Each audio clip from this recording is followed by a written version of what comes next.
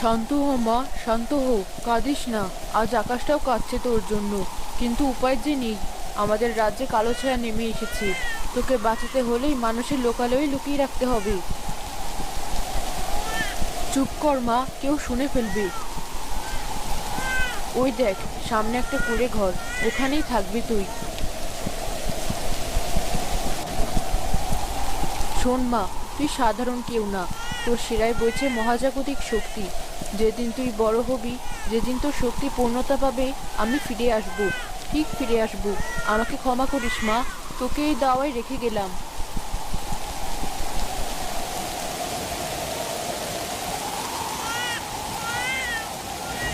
শিউলি, ও শিউলি, তুমি কি বাতাসের শব্দের মধ্যে অন্য কিছু শুনতে পাচ্ছ?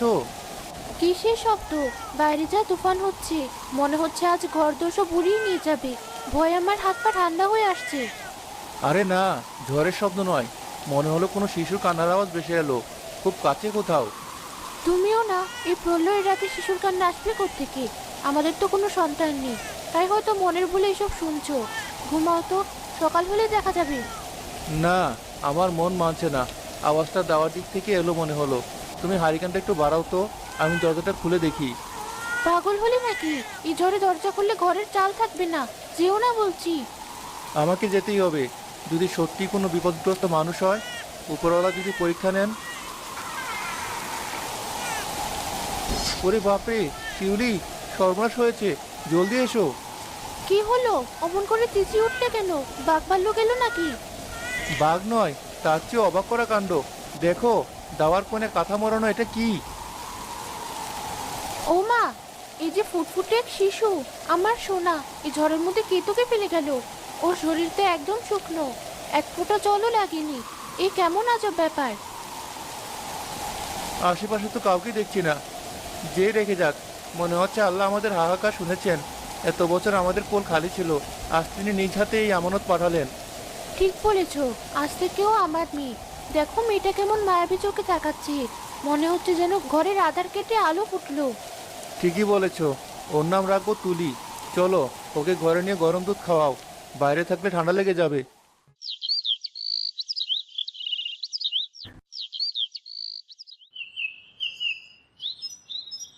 শালিক ভাই, তোরা আজ এত দেরি করলি কেন? আমি কখন থেকে তোদের জন্য খুদ নিয়ে বসে আছি।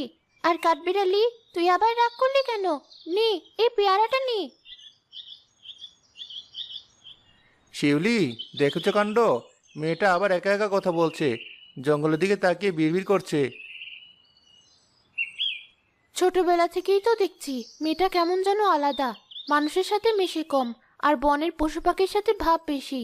সেদিন দেখলাম একটা গোখরো সাপ ওর পায়ের কাছে কুণ্ডলি পাখি শুয়ে আছে, আর ও সাপটাকে ভয় না পেয়ে আদর করছে। আমার কিন্তু বড্ড ভয় করে। ভয় পেও না, ও প্রকৃতির সন্তান। হয়তো ওর মনটা খুব সরল বলেই পশু পাখিরা ওকে ভালোবাসে। বাবা, শোনো। কি হয়েছে মা, এত হাঁপাচ্ছিস কেন? বাবা, আমার মাটিতে বসে খেলতে ভালো লাগে না। পাখিরা বলেছে আমি যদি গাছের মগডালে থাকি, তবে ওরা আমাকে অনেক দূরের গল্প শোনাবে। তুমি আমাকে ওই বড় বটগাছটা একটা ঘর বানিয়ে দেবে? বললেই হলো। গাছে কি ঘর বানানো যায়? পড়ে গিয়ে হাত পা ভাঙবি নাকি? আহা, তুমি থামো তো। মেয়ে যখন শখ করেছে, আমি বানিয়ে দেব। বাঁশ আর কাঠ দিয়ে এমন সুন্দর মাচাং ঘর বানিয়ে দেব যে সবাই হা করে তাকিয়ে থাকবে। ওটার নাম হবে গাছঘর। সত্যি বাবা, আমি ওই গাছ করে বসে আমার বন্ধুদের সাথে খেলবো। ঠিক আছে মা, কাল থেকেই কাজ শুরু করব। কিন্তু শর্ত একটাই, সন্ধ্যার আগেই নিচে নেমে আসতে হবে। জঙ্গলে তো জন্তু জানোয়ারের ভয় আছে। কোনো জন্তু জানোয়ার আমাকে ভয় দেখাবে না বাবা, তুমি দেখো।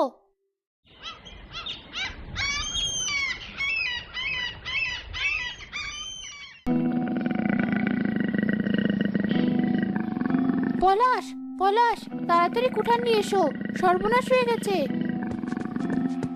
কি হয়েছে শিউলি, অমন করে কাঁপছো কেন? যে দেখো, তুলির গাছ ঘরের নিচে ওটা কি? কত বড় দোরাকাটা বাঘ! আমাদের মেয়েটা এখন নামবে কি করে? বাঘটা তো ওৎ পেতে বসে আছে। হাই হাই, এ যে সাক্ষাৎ মৃত্যু। তুমি শব্দ করো না, আমি পিছন দিক থেকে গিয়ে বাঘটার মাথায় কোপ বসাবো। আজ হয় বাঘ মরবে, না হয় আমি। সাবধানে, মেয়েটার জন্য কোনো ক্ষতি না হয়। কি রে বাঘা, তুই আজ আবার এসেছিস কেন? তোকে না বললাম দুপুরে আসবি না, আমি ঘুমাচ্ছিলাম। শিউলি, দেখেছো? তুলি বাঘটার সামনে গিয়ে দাঁড়ালো। ওকে ডাক দাও, বাঘটা এখনই হালুম করে উঠবে। অমন করছিস কেন? খিদে পেয়েছে? দাঁড়া, মা ঘরে পিঠা বানিয়েছে, তোকে এনে দিচ্ছি। কিন্তু খবরদার, বাবাকে ভয় দেখাবি না, বাবা খুব ভয় পায়। এ আমি কি দেখছি? বনের বাঘ আমার মেয়ের কথা শুনছে। পলাশ, আমি তো আগে বলেছিলাম তুলি সাধারণ কোনো মানুষ নয়, ওর মধ্যে নিশ্চয় কোনো দৈব শক্তি আছে। চুপ করো, নিজের চোখে না দেখলে বিশ্বাস করতাম না। কুঠারটা নামিয়ে ফেলি। বাঘটা তো ওকে কিছুই করছে না, উল্টো আদর খাচ্ছে। আমাদের মেয়েটা সত্যিই রহস্যময়ী।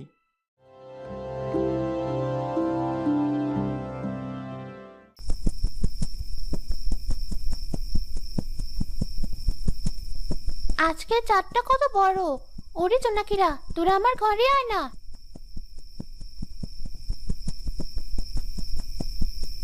রাজকন্যা তুলি, আপনি কি আমাকে চিনতে পারছেন? কে? কে তুমি? তোমার পিঠে ওগুলো কি? ডানা? তুমি কি পাখি? কিন্তু দেখতে তো মানুষের মতো। আমি পাখি নই রাজকন্যা, আমি পরী। আর আপনিও আমাদেরই একজন। আপনার জন্ম মানুষের ঘরে নয়, পরী রাজ্যে। আমি পড়ি, কিন্তু আমার তো ডানা নেই। আমার বাবা পলাশ, মা শিউলি। তুমি ভুল করছো। ভুল আমি করছি না। আপনার মা আমাদের রানী আপনাকে এখানে রেখে গিয়েছিলেন বিপদের হাত থেকে বাঁচাতে। আজ আপনার শক্তি জাগছে, তাই আমি এসেছি আপনাকে পাহারা দিতে। শিউলি, উপরের দিকে তাকাও। তুলি ঘরে কারা কথা বলছে? ঘর থেকে কেমন অদ্ভুত আলো বেরোচ্ছে। ও মানুষ নয়, ও পরী। ওর পিঠে ডানা আছে। আমার বুকটা কেমন কেঁপে উঠছে। ওকে আমার মেয়েকে কেড়ে নিতে এসেছে। চুপ করে শোনো ওরা কি বলে।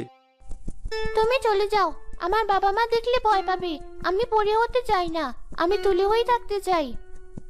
আমি চলে যাচ্ছি রাজকন্যা, কিন্তু মনে রাখবেন আপনার আসল বাড়ি আকাশ ছোঁয়া মেঘের দেশে। সময় হলে আপনাকে ডাক দেওয়া হবে।